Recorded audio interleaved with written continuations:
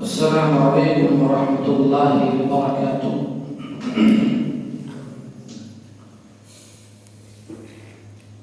آپ لوگ جو ادھر بیٹھے ہو سامنے آ جائیں۔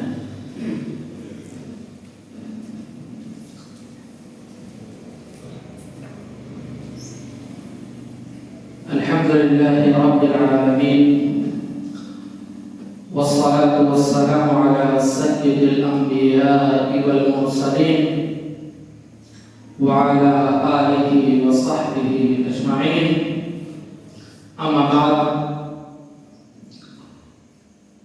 فإن خير الحديث كتاب الله وخير الهدي هدي محمد صلى الله عليه وسلم وشر الأمور محدثاتها وكل محدثة بدعة وكل بدعة ضلالة وكل ضلالة في النار۔ أعوذ بالله من الشيطان الرجيم، بسم الله الرحمن الرحيم۔ يا أيها الذين آمنوا اتقوا الله حق تقاته ولا تموتن إلا وأنتم مسلمون۔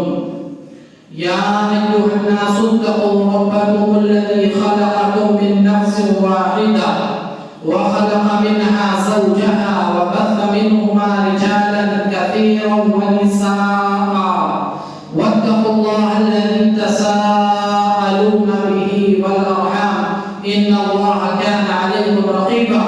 يا أيها الذين آمنوا اتقوا الله وقولوا قولا سديدا يصلح لكم أعمالكم ويغفر لكم ذنوبكم، ومن يطع الله ورسوله فقد فاز فوزا عظيما۔ وقال الله تبارك وتعالى في موضع آخر: أعوذ بالله من الشيطان الرجيم، وقضى ربك ألا تعبدوا إلا إياه وبالوالدين إحسانا إما يبلغن عندك الكبر أحدهما أو كلاهما فلا تقل لهما أف ولا تنهرهما وقل لهما قولا كريما واخفض لهما جناح الذل من الرحمة وقل رب ارحمهما كما ربياني صغيرا۔ رب اشرح لي صدري ويسر لي أمري واحلل عقدة من لساني يفقهوا قولي۔ محترم حاضرین، علماء کرام، عزیز ساتھیوں، پیارے بچوں اور ملت اسلامیہ کی پردہ نشین ماؤں اور بہنوں، سب سے پہلے حمد و ثنا، تعریف و توصیف، کبریائی بڑائی اس اللہ کی کہ جس نے ہمیں اس دنیا کے اندر پیدا کیا اور پیدا کرنے کے بعد ان تمام نعمتوں سے نوازا، وہ تمام چیزیں ہمیں عطا کی، ان تمام چیزیں ہمیں دیں جس کے بغیر اس دنیا کے اندر زندگی گزارنا ممکن نہ تھا۔ اللہ لا الہ الا هو الحی القیوم، وہی رب ہے کہ جس کے حکم سے یہ موسم بدلتے ہیں، وہی رب ہے کہ جس کے حکم سے یہ بادل برستے ہیں، اور بعدہ درود و سلام نازل ہو تمام انبیاء کرام پر، بالخصوص ہمارے آخری نبی جناب محمد رسول اللہ صلی اللہ علیہ وسلم پر، کہ جس نبی نے ابھی نبی کے محبت کے تعلق سے ہمارے دوست، بہت عزیز دوست، فاضل خطیب جناب مولانا حافظ شکیل صاحب سلفی حفظہ اللہ نے بڑی پیاری باتیں آپ کے سامنے کی ہیں۔ وہ نبی، جس نبی نے، اس نبی پر درود و سلام نازل ہو کہ جس نبی نے اپنی اس امت کے لیے بڑی تکلیفیں اٹھائی ہیں، اس نبی پر درود و سلام نازل ہو کہ جس نبی نے اس امت کی خاطر اپنی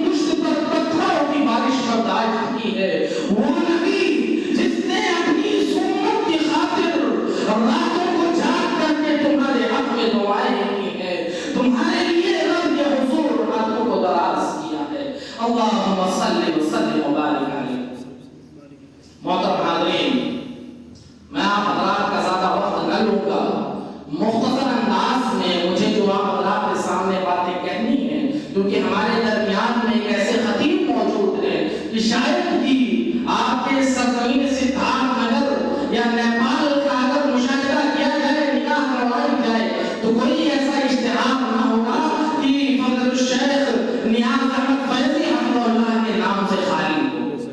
تو ان کے خطاب کو بھی ہمیں سننا ہے، لہذا میں مختصر انداز میں حضرات کے سامنے چند باتیں والدین کے حقوق کے تعلق سے حضرات کے سامنے باتیں رکھوں گا۔ آپ قرآن کریم کا 15واں پارہ کھولیے اور 15ویں پارے کی جو پہلی سورت ہے، جس سورت سے اس پارے کی ابتدا ہوئی، شروعات ہوئی، سورہ بنی اسرائیل یا سورہ اسراء۔ اس سورت کو آپ پڑھیے، آگے چل کر کے اللہ رب العزت نے اس سورت کے اندر والدین کے ساتھ ہمیں کیسے زندگی گزارنی ہے، والدین کے حقوق کیا ہیں، والدین کے ساتھ زندگی بسر کیسے کرنی ہے، اس کے تعلق سے اپنے بندوں کو تنبیہ کی ہے۔ اللہ فرماتا ہے وَقَضَىٰ رَبُّكَ أَلَّا تَعْبُدُوا إِلَّا إِيَّاهُ وَبِالْوَالِدَيْنِ إِحْسَانًا إِمَّا يَبْلُغَنَّ عِندَكَ الْكِبَرَ أَحَدُهُمَا أَوْ كِلَاهُمَا فَلَا تَقُل لَّهُمَا أُفٍّ وَلَا تَنْهَرْهُمَا وَقُل لَّهُمَا قَوْلًا كَرِيمًا وَاخْفِضْ لَهُمَا جَنَاحَ الذُّلِّ مِنَ الرَّحْمَةِ وَقُل رَّبِّ ارْحَمْهُمَا كَمَا رَبَّيَانِي صَغِيرًا۔ اس آیت کریمہ کو پڑھیے اور نظر دوڑائیے رب کے اس فرمان پر غور کر کے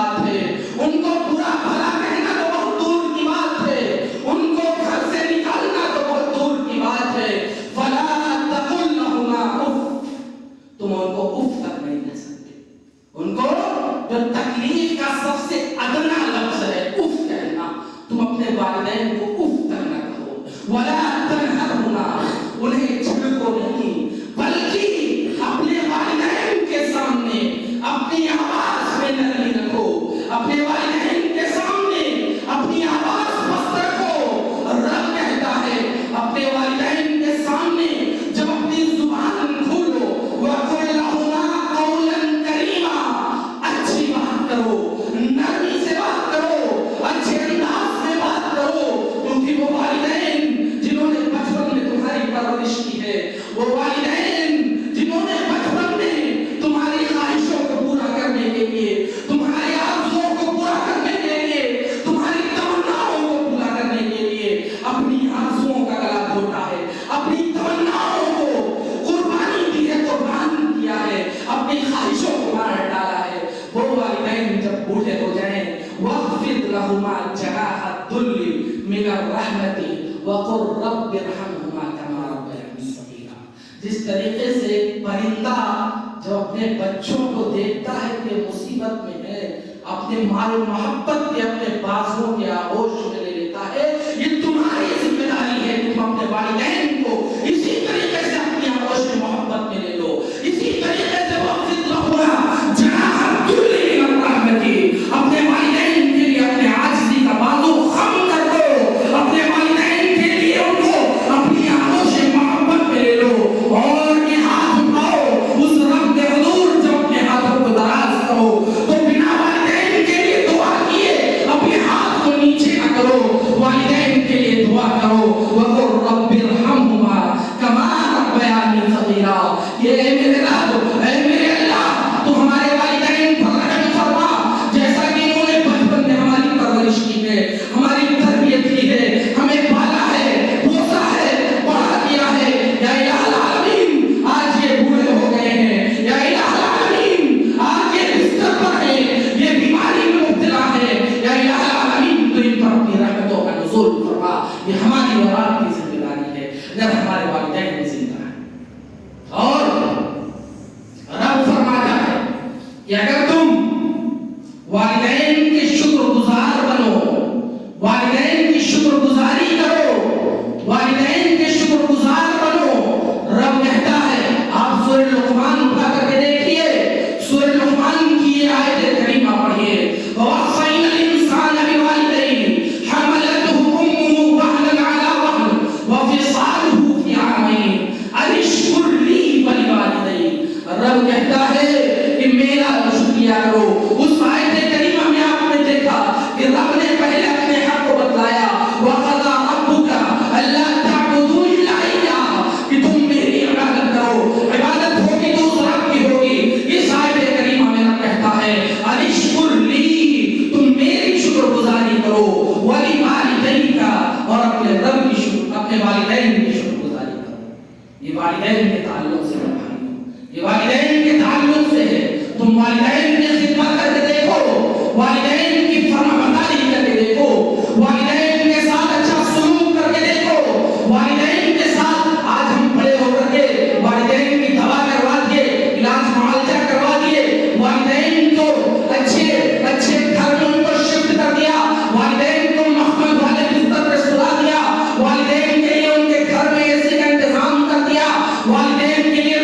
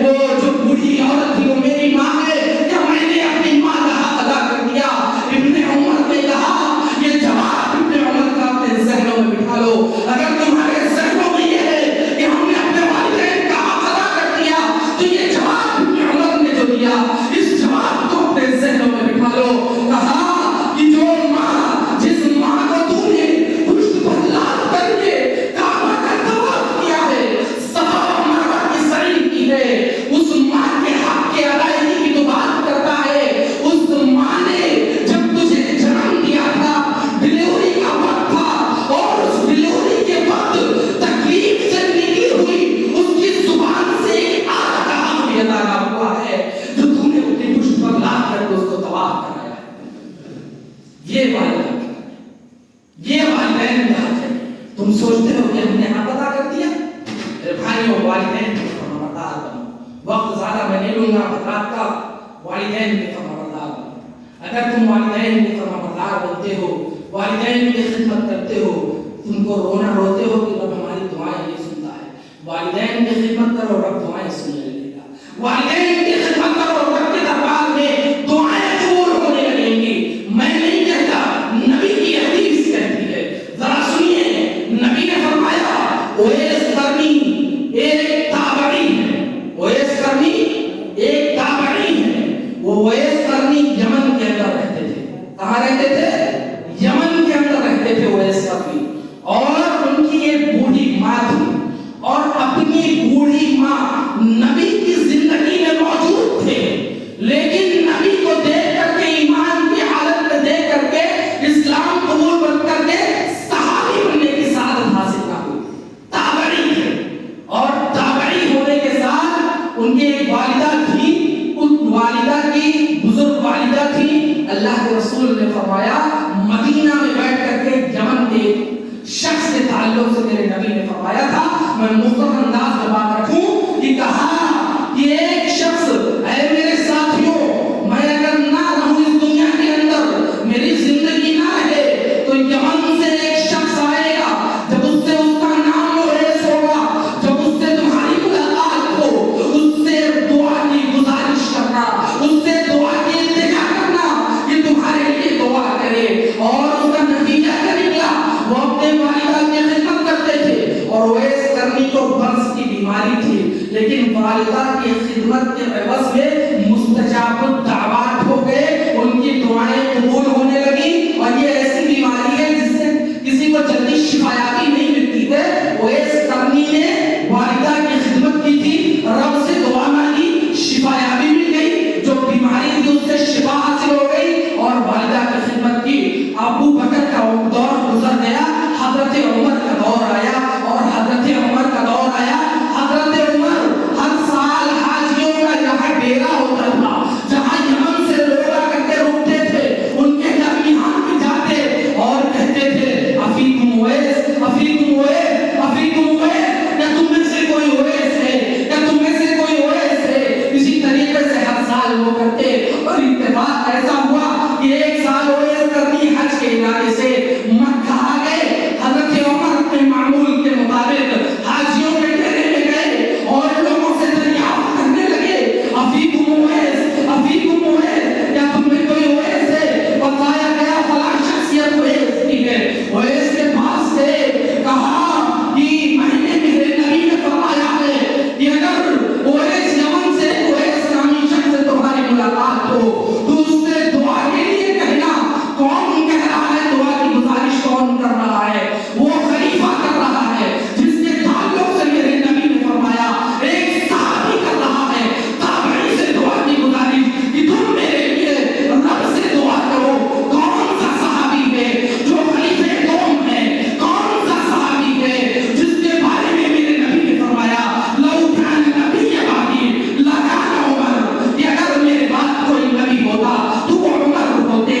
وہ ہے تابعی اویس قرنی سے دعا کی درخواست کر رہے ہیں، یا رب سے دعا کرے. یہ ان کو یہ عنایت کہاں سے ملی؟ ان کی یہ دعائیں کہاں سے قبول ہونے لگی؟ اپنے والدہ کی خدمت کی تھی انہوں نے، اپنے والدہ کے تعلق سے اپنی زندگی گزاری تھی. ان کی فرمانبرداری میں، ان کے حسن سلوک میں، ان کی اچھی انداز میں ان کے ساتھ اچھا برتاؤ کیا. ان کے بڑھاپے میں ان کا سہارا بنے، اور رب نے ولایت کی، ان کی دعائیں قبول ہونے لگی. تم والدین کی خدمت کرو گے، تمہاری مصیبتیں دور ہو جائیں گی. تم والدین کے فرمانبردار بنو گے، رب تمہاری مصیبتوں کو دور کر دے گا. میں نہیں کہتا، بخاری اور مسلم کی روایت کہتی ہے، متفق علیہ روایت ہے. ان تین اشخاص کا واقعہ بڑا مشہور ہے. مختصر انداز میں جو لوگ غار کے اندر بند ہو گئے تھے، غار کے دروازے پر چٹان آ گئی تھی، باہر نکالنا ناممکن معلوم پڑ رہا تھا کہ اب ہم یہاں سے باہر نہیں نکل پائیں گے، ہماری موت ہے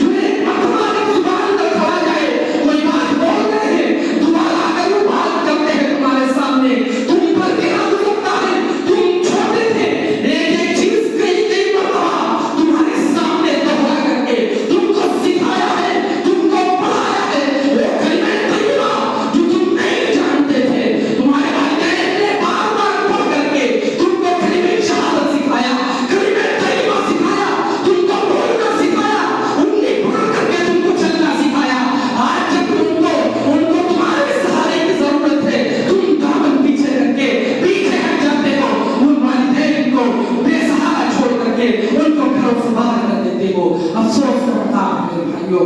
غور کرو اپنے حالات پر. والدین جب تک زندہ ہے ان کی زندگیوں میں ان کی زندگی کو غنیمت سمجھو. یہ والدین جنت میں جانے کا شاید طریقہ ہے. یہ والدین جنت میں جانے کا مختصر طریقہ ہے. اگر والدین زندہ ہیں ان کو راضی کر کے رب کو راضی کرو. اگر والدین ناراض رہے وہ رب کی ناراضگی مول لو گے.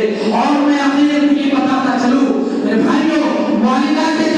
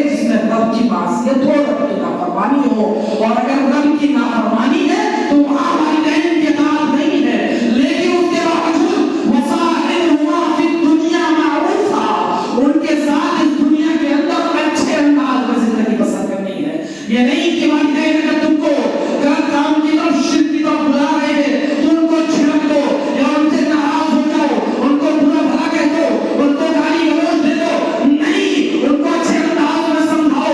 وصاحبہما فی الدنیا معروفا، ان سے اس دنیا کے اندر ان کے ساتھ اچھے انداز میں زندگی گزارو، اچھے انداز میں ان کے ساتھ پیش آؤ، اور اپنے بچوں کو یہ بھی نصیحت کرو کہ وہ رب